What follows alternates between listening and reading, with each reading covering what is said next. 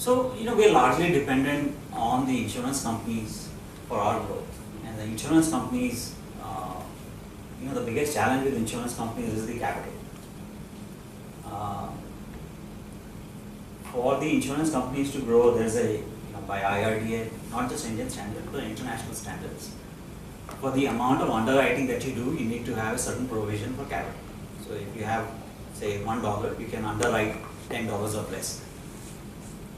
So that's in this, in India today, capital is not that easy to get. And foreign participation, unfortunately, is limited to 26%. So I'm sure, most of the people here are aware of the FDI issue in the insurance sector, which has been restricted to 26%, and the government has been trying to raise it to 49% since 2008. So, until that gets resolved, I think there's going to be a challenge in terms of expanding the insurance pool.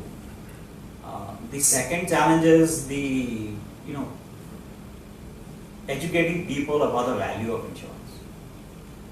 I think today Indian consumer basically relates insurance premium to, okay, if I am paying, say, 5,000 rupees per year, do I get benefit of 5,000 rupees out of that? Which is a very wrong way to think about insurance. Insurance is basically, a risk sharing mechanism. So you're paying 5,000 rupees, but if something goes wrong, you get benefit of, 2 lakh rupees. That education has to be done. And, it's slowly being done by, companies. But I think, capital, on the other hand, is limited. So the scope has been slightly, the growth hasn't been what it could have been. But once I think, these regulations change, I think things will change significantly. So Brij, it appears that a lot of the stuff that we're doing in terms of having insurance in the healthcare sector here seems to be modeled around some of the countries in the West. And the healthcare, we always hear that healthcare, mechanism in the United States is absolutely broken, and we see here as well that the healthcare costs are actually going up. We have some people from big hospitals in the room today. So what is, on one hand, we are trying to probably import a system that is already failing where it is originated. On second hand, we are a country with the population and the income levels of particular level, and today healthcare costs are really skyrocketing. Where do you make sense of this whole situation? Can you just give a sense on that? So the system may be broken in the, so there's, if you compare Europe versus US versus the developing countries, you see, clearly Europe is more socialized medicine. Right? The government provides for healthcare of all, but it charges everyone a significant premium, not as premium, but as in the form of taxes. Right? In the US, prior to Obamacare, it was more privatized as to, if you could afford to pay for it, you got the insurance. And then people who were in the lower strata of economic they would get subsidized care from the government, or people above a certain age, senior care would be provided by the government. And then you have the developing countries where basically individuals are taking all the risk. Right? One way to say it is everyone is insured. You anyway have insurance, but it's your pocket that insures it. So between the three systems, what works the best? That's a hard call to make as of today. But I personally believe, ultimately it's the individual that should be responsible for his own health care. And the individual should have the right to buy insurance if he wants to buy it. If he doesn't want to buy it, that's his choice or his way of taking risk. If he can afford to pay for it, he should pay for it in medical cost rather than. So that's the model that is followed in India, is that right? So that's the model that's being, not followed, but because insurance did not exist, people were forced to self-insure. So everyone is self-insured in this country. But as insurance is coming in, more and more people are opting for insurance because, all said and done, it's a risk pool. Insurance is nothing but a mechanism to share risk and wants to say a large number of people. So more people participate in that risk pool, less the cost for everyone. But on the other hand, I mean, Europe has a little bit difficult model, a different model, where the government basically is saying, okay, I'll insure everyone, and everyone has to pay for it through higher taxes. I mean, someone has to pay for it. So it's a question of, how you get that payment out of people. You had a question? Yeah. So I have a comment on the health insurance. Like, isn't health insurance creating a wrong incentive?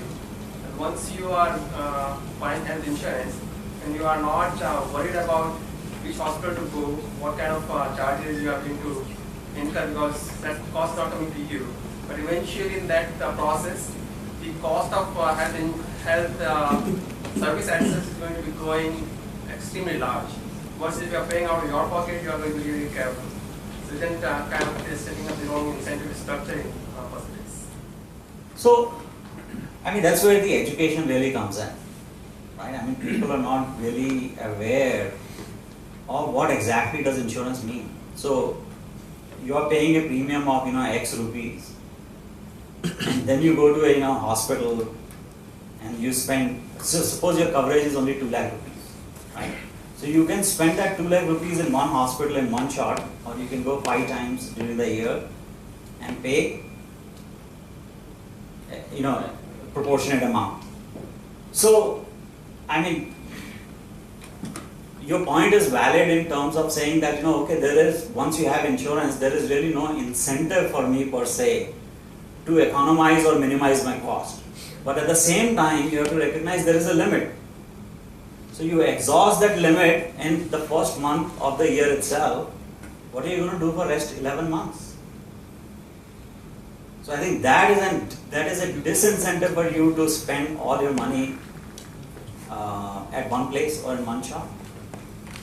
That education has not been done, which needs to be, people need to be educated, policyholders need to be educated that whatever policy you are buying, whatever premium you are paying covers your expenses up to a certain amount.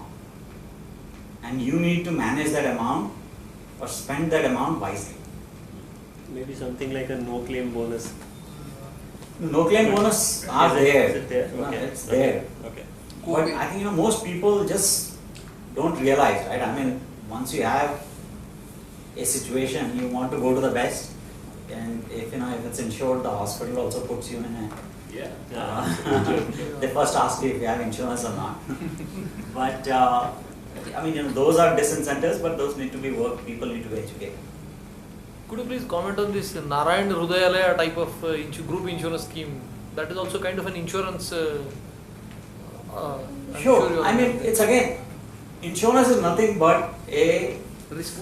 it's risk pooling mechanism, nothing else. I mean, you and me can sit here and we can form an insurance company, and I'll say, okay, I'll put in 500 rupees, you put in 500 rupees, all expenses. If one of us gets sick, we take care of that 1,000 rupees.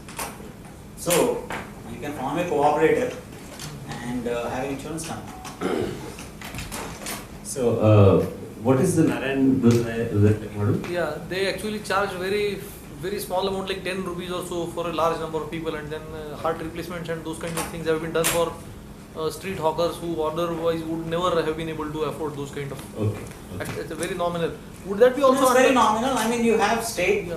sponsored programs. You have RSBY, Rashtriya Swasthya Bima Yojana, where you have to pay 30 rupees. They cover you up to 1 lakh of rupees in treatment. So it's again question of how big the pool is, and ultimately it comes down to underwriting as to how many people are going to avail of that service. Yeah. How does a company like yours validate the claim? So we have a full-fledged process in place. It's all computerized, software driven, where first of all, for higher amounts you have to take a pre-approval. Pre-authorization is in place. And post that, we have our own mechanism. The software basically figures it out. Once all the claims information is inputted into the software, we have various flags built in. We also have manual verifications. I mean, the amount of fraud that goes on in this business, obviously is huge.